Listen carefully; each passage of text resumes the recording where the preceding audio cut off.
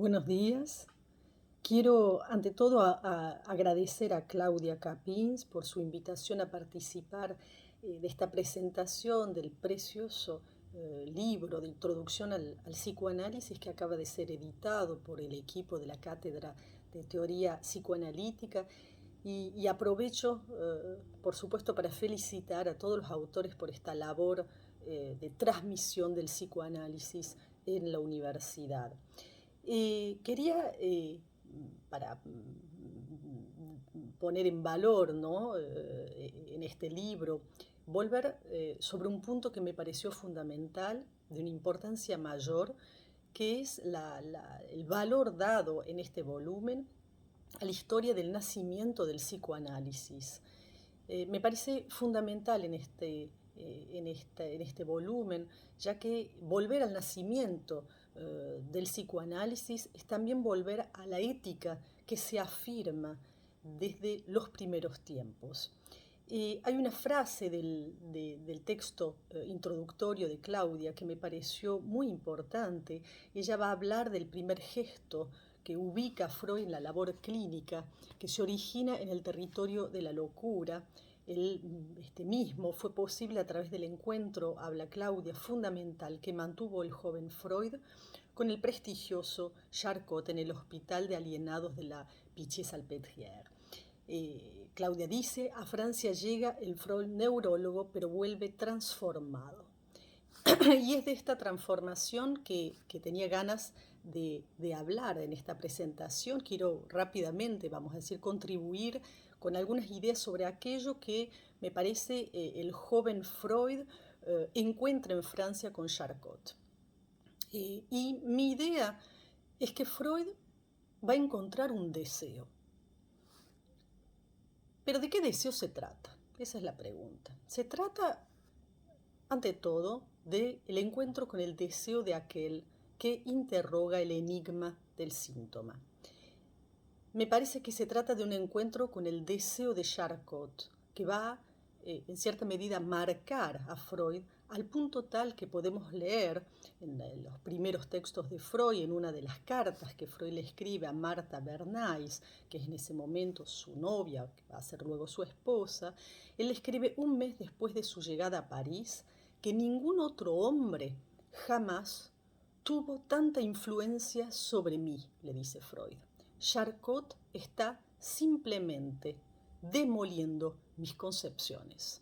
A mí me pareció muy interesante que Freud escriba eso un mes después de llegar a París.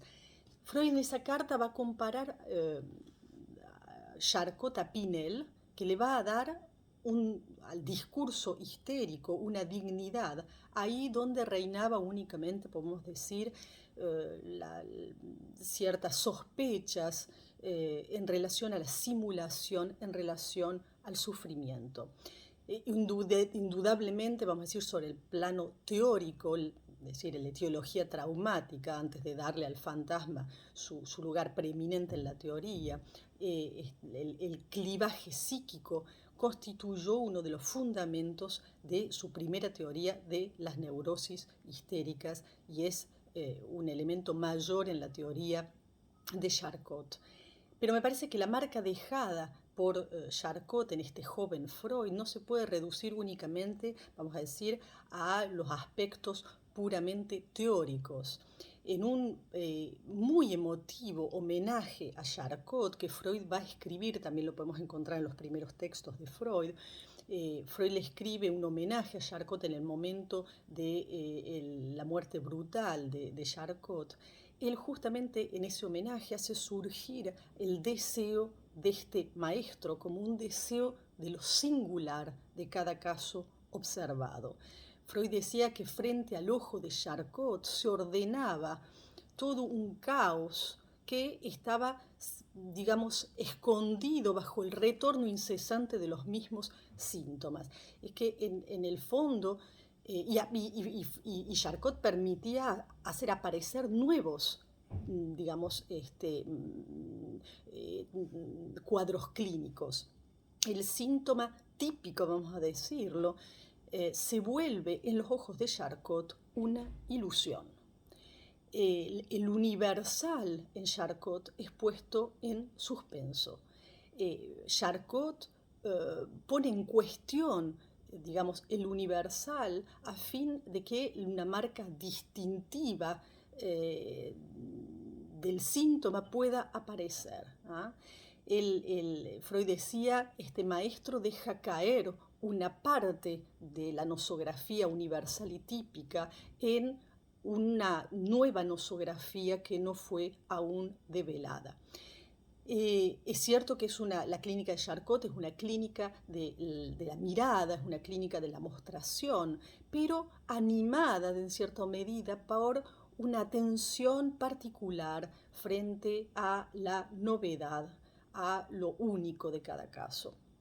Y me parece que si Charcot tuvo una gran influencia sobre Freud,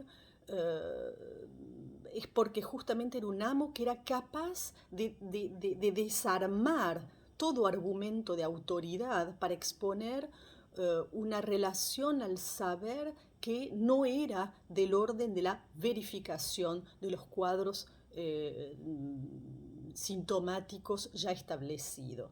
Freud justamente decía que en la consultación clínica de los martes, Charcot veía casos totalmente desconocidos para él y justamente Charcot exponía frente a su auditorio todas las vicisitudes, todas las errancias de una primera investigación.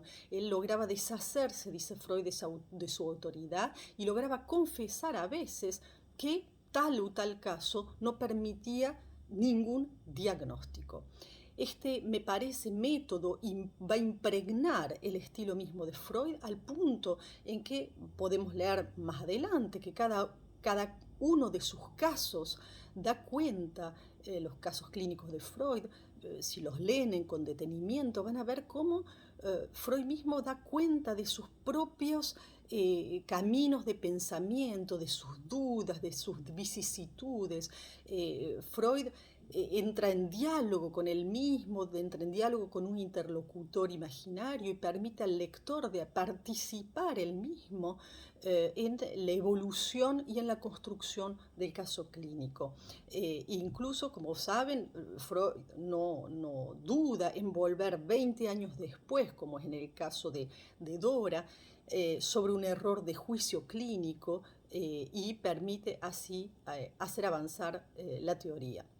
Y me parece que Freud hace un elogio en Charcot del encuentro con un método de trabajo, lo cual no impide, digamos, exponer también los puntos de desacuerdo. Es decir, Freud en particular le reprocha a su maestro Charcot el no tomar en cuenta demasiado la dimensión biográfica del paciente y de privilegiar, por supuesto, la predisposición hereditaria como causa del síntoma. Pero me parecía que más allá de los desacuerdos, me parece importante volver a este momento de encuentro de Freud con un deseo de Charcot, con un deseo de lo singular.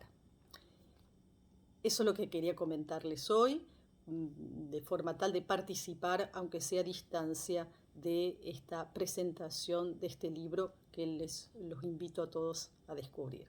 Muchísimas gracias y de nuevo felicitaciones por este maravilloso trabajo de transmisión del psicoanálisis y de la ética que sostiene el psicoanálisis.